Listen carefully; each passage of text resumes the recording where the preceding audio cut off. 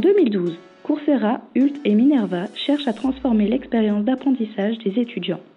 Coursera, pionnier de l'université en ligne, propose à 4 millions d'étudiants, situés dans 196 pays, une offre en ligne de cours magistraux dans de nombreuses disciplines. L'inscription est gratuite et propose un suivi personnalisé pour l'étudiant dans chacun des modules. Seule l'inscription à l'examen est payante. Le contenu sur Coursera est composé de vidéos entrecoupées de quiz. Hult lance une approche innovante dans leur pédagogie dans l'enseignement supérieur, en permettant aux étudiants et aux enseignants d'utiliser l'iPad comme dispositif d'apprentissage. Chaque étudiant diplômé entrant à Hult reçoit un iPad sur le campus depuis l'automne 2011. Les sessions de formation sur mesure ont été créées pour les étudiants et les professeurs de 5 campus: Boston, San Francisco, Londres, Dubaï et Shanghai. Les étudiants ont été formés à l'utilisation de l'iPad pour améliorer l'apprentissage et la productivité dans la salle de classe. L'atout de Hult repose sur une mutualisation des contenus et supports de cours accessibles en ligne.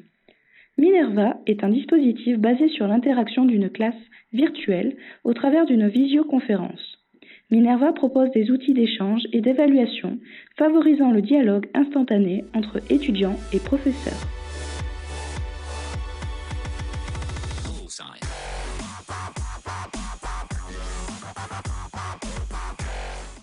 I feel like I'm in a room with all of my students. I simply forget I'm on the computer. Students can traverse this material in different ways depending on their background, their skills, or their interests. So for example, some students might benefit from a little bit of preparatory material that other students might already have. Other students might be interested in a particular enrichment topic that they want to pursue individually. So this format allows us to break away from the one-size-fits-all model of education and allow students to follow a much more personalized curriculum. Le net avantage de cette formation aujourd'hui, c'est qu'on peut la moduler comme on veut.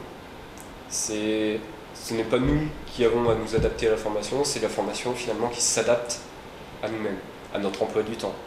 Moi par exemple, je sais que ces formations, j'avais des créneaux libres le midi et donc je les suivis le midi. Aujourd'hui, un cadre d'entreprise qui travaille de 8h à 20h, il ne peut pas forcément libérer 1 heure pour le mock GDP, il va pouvoir suivre le même cours que moi à des horaires différents.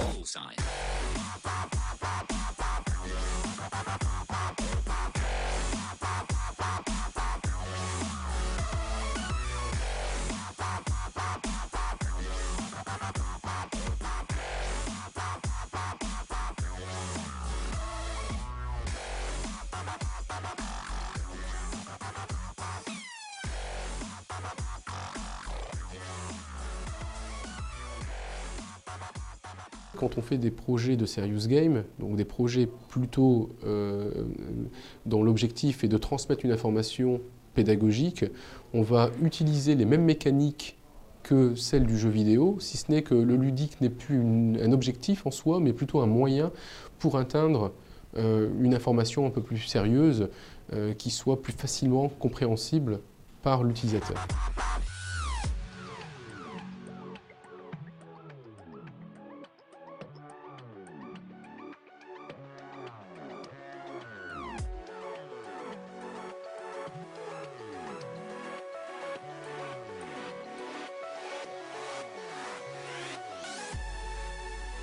La première étape, c'est l'étape de conception, où on va imaginer quel est le meilleur outil sur la population qu'on souhaite toucher comme apprenant. La seconde étape, c'est une étape de scénarisation, donc on va imaginer le scénario pédagogique qui va être transmis dans le cadre de la vidéoconférence et quel est le niveau d'interaction qu'on va avoir avec le public. Et on a couplé cette réflexion à ce qu'on appelle un ingénieur pédagogique multimédia.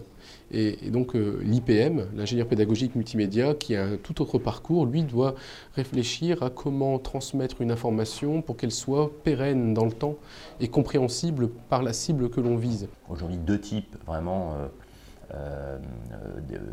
de support, c'est-à-dire celui qui est vraiment synchrone, c'est-à-dire qu'il y a un vrai retour avec les apprenants, donc ils sont en ligne même si l'apprenant lui est seul derrière son écran et que le formateur est seul devant la caméra, il peut avoir un retour d'expérience, des questions qui peuvent revenir jusqu'à lui, et lui, du coup, peut organiser un certain nombre de médias, un certain nombre de ressources qu'il va pouvoir distribuer ou répondre tout simplement aux sollicitations pour mettre un peu d'interactivité.